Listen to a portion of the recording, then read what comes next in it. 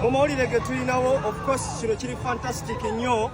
Leero Haji Ali Abdul namuteekako erinnya lya Kitatta bamuwadde beyiro okuva mu kooti. Wano tuli ku high court ebweru waayo wootulabira, era njagala okubategeeza nti obukwakulizo obubadde busomeddwa kooti emabegako bwe twava mu kooti yatwala ebiwandiiko by'abasurities, era abasurities ebiwandiiko bamaze okubyekenneenya. Omulamuzi wa kooti nakkiriza nti kakati ebiwandiiko bituufu omusajja bamute.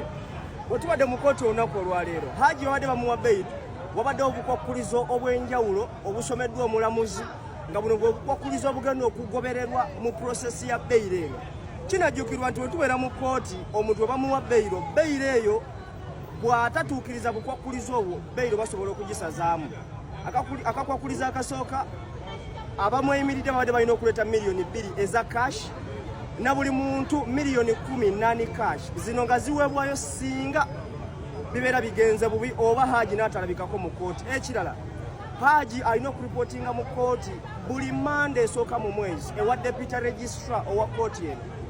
Akakwakuliza akalala, ebikolwa by'okutiisatiisa Hajjati Zuula talina kukikola, era bwe kinaazuulwa nti atiisatiisa Hajjati Zuula agenda kukomezebwawo beyiro bagikansulinge.